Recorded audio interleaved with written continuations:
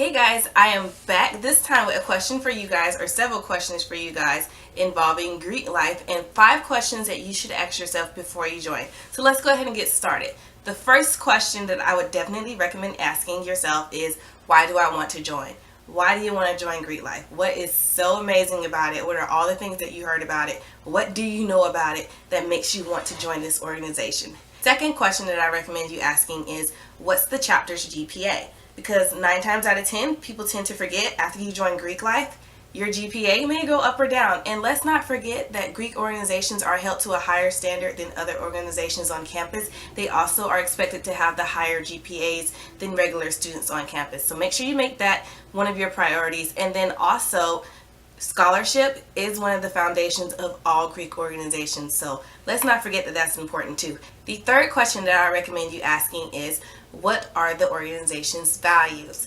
I've said this so many times before, but if you've never heard me say it before, I'll say it again. What I like to tell people before they join an organization is to write down their values first on a piece of paper or in a notebook or in your phone, and then if you go to intake orientation or an informational gathering or some social event related to Greek life where you learn about all the organizations at once, see if the values that you wrote down match the values of the organization that you're looking to pursue. If those values don't match up, 9 times out of 10, you're not going to be a good fit for that organization, or they're not going to find you as a good fit.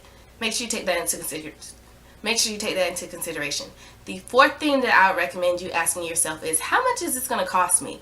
And this may not be a question that people would think would be a priority, but I kind of think that it is. Your first semester into an organization is always going to be the most expensive semester. So if you don't have money for that, you might want to reconsider joining at another time. And then let's not forget, you pay dues every semester.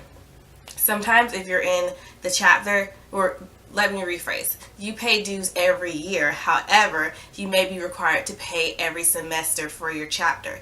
And some organizations, they have local dues, which are your chapter dues, your regional dues that belong to the region that you're a part of, and then you have your international or national dues, which is the organization as a whole. And then let's not forget the organization that's at your campus, they might pay dues to your campus Greek life. You might have to pay for housing if you have a house. So all those things play an important role in whether or not you can afford Greek life. And if you can't afford it the year that you want to join, find out as much information you can about the cost so that you'll be better prepared for the following year when you're prepared to join, or the following semester. The fifth and final question that I would recommend asking yourself is, what is that organization's hazing history on the campus? A lot of people don't think that this is important, or a lot of people would tend to overlook this aspect, but I think that this is something very important that you need to look into.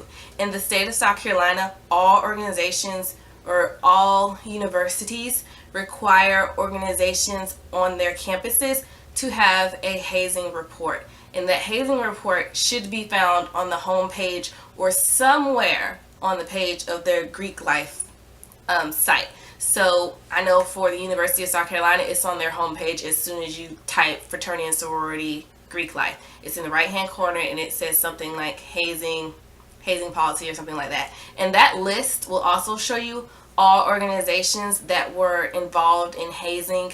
I think it goes back as far as 5 years. It may not be as long. It may not go that far back, but it'll show you the history of maybe the previous year or the previous 2 or 3 years. We'll say 2 or 3 years prior to the year that you're joining. So make sure you check that, because that is very, very important. You do not want to get caught up in an organization that's responsible for hazing, because if they're on that list, that could potentially, affect your decision making. Your parents might not agree to it as well. Hazing is such a huge issue right now, where a lot of people do it and people end up getting hurt by it, and you want to make sure that you're safe at all times. So I would definitely recommend looking at that organization that you're interested in, looking at their hazing history if they have any, looking at what they were responsible for doing during hazing, and seeing if they learned their lesson after that, because you have to do some sort of restitution if you're found responsible for hazing. So they have to prove that they learned their lesson. So you might not want to ask them that, but make sure you do your research enough to know that you're safe when you're joining a particular organization.